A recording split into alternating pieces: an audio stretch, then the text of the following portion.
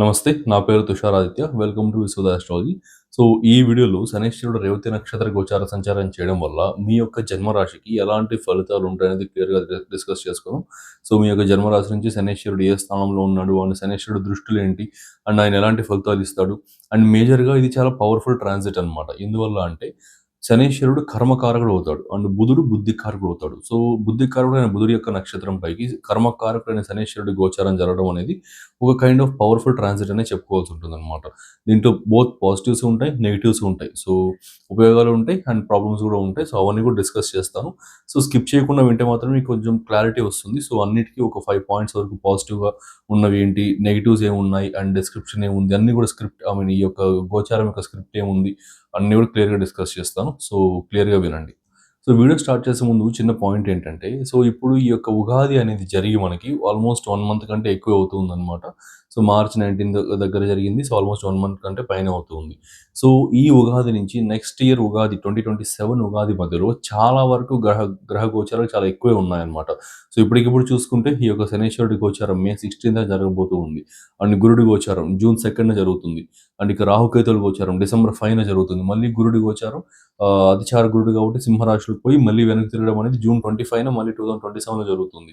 So, ఇట్లా చాలా మార్పులనేది ఉన్నాయన్నమాట. సో, దీని అర్థం ఏంటంటే మన పర్సనల్ లైఫ్స్‌లో చాలా ఎక్కువ చేంజెసే వస్తాయి. అది పాజిటివ్స్ ఉంటాయి, నెగెటివ్స్ ఉంటాయి. ఫైనాన్షియల్ లాసెస్ ఉంటాయి, ఫైనాన్షియల్ గెయిన్స్ ఉంటాయి. సో, అవమానాలు ఉంటాయి, పేరు ప్రతిష్టలు ఉంటాయి. ఇట్లా చాలా ఉంటాయన్నమాట. సో, ఇట్లా ప్రతి పాయింట్ ఆఫ్ లైఫ్‌లో ఇవి ఇంపాక్ట్ చూపిస్తూ ఉంటాయి. సో, అవి ఎక్కడెక్కడ ఎలాంటి ఇంపాక్ట్ చూపిస్తాయి అండ్ ఏదేది ఎలాంటి ఫలితాలు ఇస్తాయి అన్నీ కూడా క్లియర్‌గా మీకు కావాలి అనుకుంటే సో, ఇప్పుడు ప్లే అయితే ఒకసారి చూడండి. మేషరాశి నుండి మీనరాశి వరకు ఉన్న 12 రాశుల వారికి నమస్కారం. మీరు ఈ 2026 ఉగాది నుండి 2027 ఉగాది వరకు ఉన్న కాలాన్ని అత్యంత విజయవంతంగా మార్చుకోవాలి అని అనుకుంటున్నారు. మీ కెరీర్, బిజినెస్, ఫైనాన్స్ లేదా వ్యక్తిగత జీవితంలో గ్రహాల అనుకూలత ఎప్పుడుందో తెలుసుకోవడం మీ విజయానికి మొదటి మెట్టు. అందుకే మన విశ్వద ఆస్ట్రాలజీ నుంచి ప్రత్యేకంగా రూపొందించిన 2026-2027 సక్సెస్ బ్లూ ప్రింట్ గైడ్స్ ఇప్పుడు డిజిటల్ ఈబుక్స్ రూపంలో అందుబాటులోకి వచ్చాయి. ఈ గైడ్లో ఏముంటుంది? గురు, శని, రాహు, కేతువుల గోచార ప్రభావం మీపై ఎలా ఉంటుంది? మీ కెరియర్, బిజినెస్ మరియు ఫైనాన్స్ ప్లానింగ్ ఎలా ఉండాలి? వీటన్నిటికీ క్లియర్ క్వార్టర్లీ ప్రొడిక్షన్స్ మరియు పవర్ఫుల్ రెమెడీస్ ఇందులో ఉన్నాయి. ముఖ్యంగా IT professionals, government job aspirants మరియు వ్యాపారస్తుల కోసం మరియు విద్యార్థుల కోసం ఇది ఒక పక్కా గైడ్.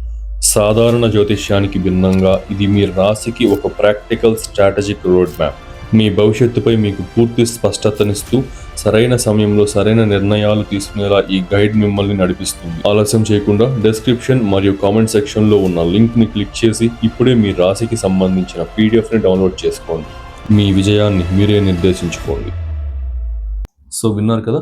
సో, ఇవన్నీ కూడా చాలా క్లియర్‌గా కష్టపడి నీట్‌గా రాశాను. సో, డిస్క్రిప్షన్ అండ్ కామెంట్ బాక్స్‌లో లింక్ ఉంటుంది, చెక్అవుట్ చేయండి. సో, ఇంకా వీడియోలోకి గనుక వెళ్తే సో, కర్కాటక రాశి వారికి చూసుకుంటే కనుక ఈ యొక్క గోచార సంచారం నవమ స్థానమైన మీనరాశిలో జరుగుతుంది. సో, మీ వ్యయ, తృతీయ అధిపతి అయిన ఈ యొక్క బుధుడి యొక్క స్వనక్షత్రమైన రేవతి నక్షత్రంలో జరుగుతుందనమాట. సో, దీనికి సంబంధించి నేను ఎక్స్‌ప్లనేషన్ అనేది క్లియర్‌గా ఇస్తాను. ఎక్కడ స్కిప్ చేయకుండా చూడండి. సో, ఫస్ట్ ఆఫ్ ఆల్ చూసుకుంటే నవమ స్థానం. ఈ నవమ స్థానం అనేది ఏం సూచిస్తుంది? భాగ్యాన్ని సూచిస్తుంది. ఈ యొక్క ధర్మాన్ని సూచిస్తుంది. మీ లైఫ్‌లో అదృష్టాన్ని కావచ్చు, మీ పితృస్థానాన్ని, మీ ఫాదర్ యొక్క హెల్త్‌ని, ఓకే, మీ పూర్వ పుణ్యాన్ని అన్నిటిని కూడా సూచిస్తుంది. హైయర్ ఎడ్యుకేషన్ కానీ, హైయర్ లెర్నింగ్ కానీ, స్పిరిచువాలిటీ అంతా కూడా ఈ నవమ స్థానంలో ఎంక్రిప్ట్ అయి ఉంటుందన్నమాట. అండ్ ఇక్కడ ఈ నవమ స్థానంలో ఈ యొక్క ధర్మ త్రికోణ స్థానంలో కర్మగ్రహమైన శనీశ్వరుడి గోచారం వల్ల ఫస్ట్ జరగబోయే మేజర్ పాజిటివ్ పాయింట్ ఏంటంటే ఫారిన్ ట్రావెల్స్ అండ్ హైయర్ ఎడ్యుకేషన్స్కి సంబంధించిన దాంట్లో పాజిటివ్గా ఉంటుంది. అంటే ఏంటంటే మీరు ఏదైనా కావచ్చు, ఒక ఎడ్యుకేషన్ రీత్యా కానీ, ఏదైనా టూరిజం రీత్యా కానీ, ఏదైనా టెంపుల్ విజిట్ రీత్యా కానీ ఫారిన్ ట్రావెల్స్ చేయాలనుకుంటున్నా, లేదా నార్మల్గా for any kind of work, not only these, any kind of work మీరు ఫారిన్ ట్రావెల్స్ చేయాలనుకుంటుంటే డ్రాబ్యాక్స్ కావచ్చు, ప్రాబ్లమ్స్ అనేది ఎక్కువ వస్తూ ఉంటే ఈ టైం పీరియడ్లో అవన్నీ కూడా క్లియర్ అవుతాయన్నమాట డెఫినెట్లీ. ఎందుకు అంటే మీకు ఒకేసారి 2 గ్రహాలు నవమ స్థానాన్ని యాక్టివేట్ చేస్తూ ఉన్నాయి. ఓకే, ఆస్ట్రాలజీలో ఒక రూల్ ఉందన్నమాట. సో, శనీశ్వరుడు, గురుడు ఒక స్థానాన్ని చూసినప్పుడు కానీ, ఇంపాక్ట్ చేసినప్పుడు కానీ, ఓకే, ఆ స్థానం యొక్క కారకత్వాలు ఇన్స్టెంట్‌గా యాక్టివేట్ అవుతాయి అండ్ హెవీగా యాక్టివేట్ అవుతాయన్నమాట. సో, చూసుకుంటే ఈ మే 16న శనీశ్వరుడి గోచారం ఈ మీన రాశిలోకి వీళ్ళు నవమ స్థానంలోకి వస్తుంది. మళ్ళీ మీకు డైరెక్ట్‌గా నవమాధిపతి అయిన గురుడు ఈ యొక్క జన్మ రాశిలోకి వస్తూ ఉన్నాడు. ఆయన నవమ దృష్టి శనీశ్వరుడి పైకి వెళ్తుంది. So, so, according to the rule శనీశ్వరుడు, గురుడు ఆ 2 స్థానాలను శనీశ్వరుడు, గురుడైన 2 గ్రహాలు ఆ ఒక స్థానాన్ని యాక్టివేట్ చేయడం జరిగింది. సో, ఖచ్చితంగా ఈ టైమ్ పీరియడ్‌లో హైర్ ఎడ్యుకేషన్‌కి చాలా పాజిటివ్‌గా ఉంటుంది. ఫారెన్ ట్రావెల్స్‌కి చాలా పాజిటివ్‌గా ఉంటుంది. సో, మీరేదైనా ఐ మీన్ వీసాస్ కోసం గానీ, ఫారెన్ ట్రావెల్స్ కోసం గానీ చూస్తూ ఉంటే ఈ టైమ్ పీరియడ్ అద్భుతంగా కలిసొస్తుందనమాట. సో, అన్నీ గూడా అప్రూవల్స్ అవ్వడం గానీ, ఇట్లాంటివన్నీ గూడా జరుగుతాయి. అండ్ స్పిరిచ్యువాలిటీ కూడా బాగా పెరుగుతుంది. సో, మీరు ఈ ఫారిన్ సైడ్, ట్రావెల్ సైడ్ ఇలాంటి వాటి గురించి కాకుండా ఎడ్యుకేషన్ గురించి ఏదైనా చూస్తూ ఉంటే, లేదా మీ పిల్లల గురించి చూస్తూ ఉంటే, సో, హైర్ ఎడ్యుకేషన్ అనేది కుదరడం కానీ, అండ్ బెస్ట్ కాలేజెస్‌లో అడ్మిషన్స్ అనేది దొరకడం కానీ, ఇట్లాంటివన్నీ కూడా ఈ టైమ్ పీరియడ్‌లో ఎక్స్‌పెక్ట్ చేయొచ్చనమాట. సో, నాకు తెలిసి ఇప్పుడు ఈ 10థ్ క్లాస్ ఎగ్జామ్స్ అవి ఇవి అయ్యాయి ఆంధ్రప్రదేశ్‌లో. సో, ఇట్లా ఐ మీన్ ఈ వీడియో చేస్తున్న టైంకి. సో, ఏదన్నా నెక్స్ట్ ఫర్దర్‌గా కాలేజెస్‌కి గావచ్చు, ఇంటర్మీడియేట్ కాలేజెస్‌కి గావచ్చు, ఇంకేదైనా ఫర్దర్ డిగ్రీ కాలేజెస్‌కి కావచ్చు.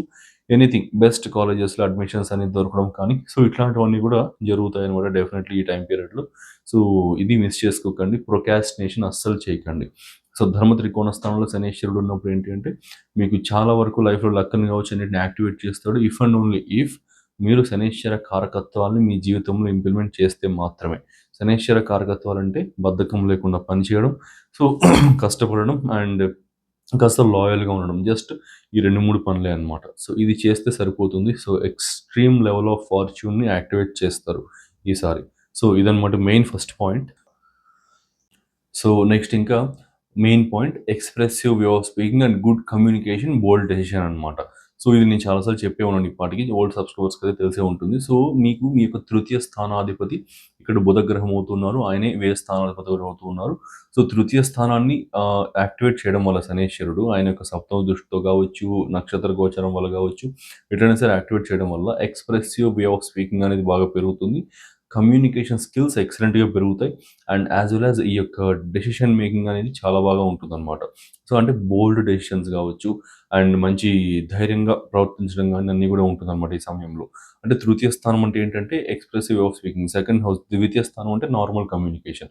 అంటే ఇప్పుడు నేను సెకండ్ హౌస్ అనేది ఇప్పుడు నేను నార్మల్‌గా మాట్లాడుతూ ఉన్నా, మీరు వింటూ ఉన్నారు. మీరు మాట్లాడితే ఒకవేళ నేను వింటాను. ఇది నార్మల్ సెకండ్ హౌస్ వర్క్స్ అన్నమాట.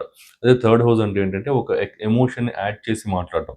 సో, నేనిప్పుడు ఏదైనా ఒక కోపంగా కావచ్చు, బాధగా కావచ్చు, ఏదైనా ఒక కైండ్ ఆఫ్ ఎమోషన్‌ని యాడ్ చేసి మీతో ఎక్స్‌ప్లెయిన్ చేస్తున్నానంటే అదొక థర్డ్ హౌస్ కిందకొస్తుందనమాట. అండ్ అదే కాకుండా పర్పస్‌ఫుల్ వే ఆఫ్ స్పీకింగ్ అవ్వచ్చు, పర్పస్‌ఫుల్ టాక్స్ కావచ్చు, అన్నీ కూడా థర్డ్ హౌస్ కిందకొస్తాయి. సో, ఈ స్లైట్ డిఫరెన్స్ ఉంటుంది సెకండ్ హౌస్‌కి, థర్డ్ హౌస్‌కి. బట్ ఆ స్లైట్ డిఫరెన్సే 2 హౌసెస్‌ని వ్యారీ చేసేస్తుంది. సో, ఇట్లా ఈ యొక్క థర్డ్ హౌస్ అనేది యాక్టివేట్ అవ్వడం జరుగుతుంది. అండ్ థర్డ్ హౌస్ అనేది ధైర్య సాహసాలకి సంబంధించిన స్థానం కూడా. సో, ఇది రావడం వల్ల మీ జీవితంలో ధైర్య సాహసాలు చాలా బాగా పెరుగుతాయి. అండ్ యాస్ వెల్ యాస్ ఈ 4 ½ మంత్స్‌లో చాలా మంచి డెసిషన్స్ అనేది తీసుకుంటారు. ధైర్యంగా ప్రవర్తించి మంచి డెసిషన్స్ తీసుకొని, మంచి కమ్యూనికేషన్ అనేది డెవలప్ చేసుకుంటారు. సో, ఇది. నెక్స్ట్ ఇంకా ఇంకో పాయింట్ ఇచ్చి ఈ యొక్క స్పిరిచ్యువల్ జర్నీస్ అన్నమాట. So, greatest level of spiritual journeys అన్నీ గూడా జరుగుతాయన్నమాట. సో, అంటే ఏంటంటే ఆధ్యాత్మికత వైపు బాగా ఇంక్లైన్ అవుతారు.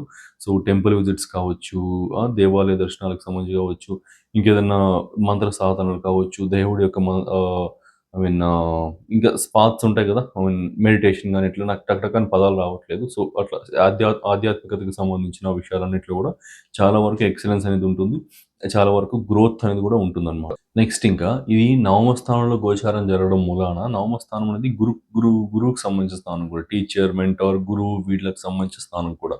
సో, మీరెవరైనా ఒక మంచి మెంటర్ కోసం వెతుకుతూ ఉన్నా, మంచి గురువు కోసం వెతుకుతూ ఉన్నా, మంచి టీచర్ కోసం వెతుకుతూ ఉన్నా, ఈ సమయంలో ఖచ్చితంగా చాలా మంచి నాలెడ్జబుల్ పర్సన్, నాలెడ్జబుల్ మెంటర్ మీకు దొరుకుతారనమాట తప్పకుండా. సో, ఈ సమయంలో చాలా మంచి లైఫ్ కోచెస్ గావచ్చు, ఇట్లా ఉంటారు గదా చాలామంది. సో, ఇట్లా మంచి అస్ట్రాలజర్ గావచ్చు, ఎవరైనా గానీ మీకు ఖచ్చితంగా ఈ సమయంలో దొరుకుతారు. అండ్ కొంచెం కాషియస్‌గా ఉండి సో, మంచి డెసిషన్ అనేది తీసుకోండి.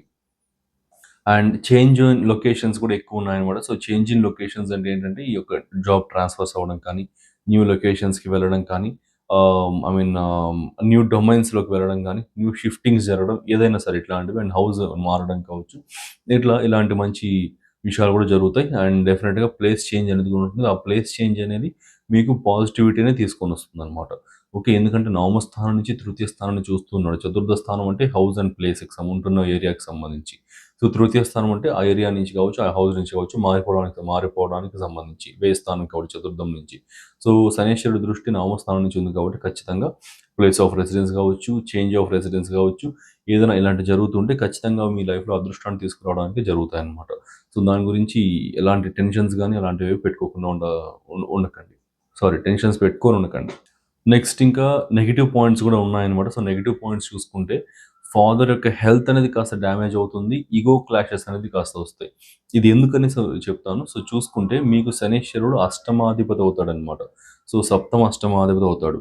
అంటే అష్టమ స్థానాధిపతి అంటే నవమ స్థానానికి వ్యయ స్థానాధిపతి అవుతున్నాడు. 9థ్ హౌస్ అంటే పితృస్థానం. 8థ్ హౌస్ అంటే ఫాదర్ యొక్క హెల్త్ కావచ్చు, ఫాదర్ హాస్పిటలైజ్ అవ్వడానికి సంబంధించిన స్థానం అనమాట. సో, ఇట్లా ఆ అష్టమాధిపతి నవమ స్థానంలోకి వెళ్ళడం వల్ల సో, కంప్లీట్‌గా ఫాదర్ యొక్క హెల్త్ అనేది కొంచెం డ్యామేజ్ అవుతుంది. అండ్ అట్లానే మీ ఫాదర్‌తో ఇగో క్లాషెస్ కూడా వస్తాయన్నమాట. సో, ఇది కూడా కొంచెం నెగెటివ్ పాయింట్. కొంచెం జాగ్రత్తగా ఉండండి. కమ్యూనికేషన్‌లో జాగ్రత్తగా ఉండండి. సెల్ఫ్ కాన్ఫిడెన్స్ బాగా వచ్చేసింది. మంచి బోల్డ్ ఎక్స్‌ప్రెసివ్ వే ఆఫ్ స్పీకింగ్ వచ్చేసింది కదా అని ఓవర్‌గా రియాక్ట్ అవ్వడం కానీ, మీరు ఇట్లా లైక్ ఫాదర్‌తో ఇగో క్లాషెస్ పెట్టుకోవడం కానీ ఇవేవి కూడా చేయకండి. అది అంత మంచిది కాదు.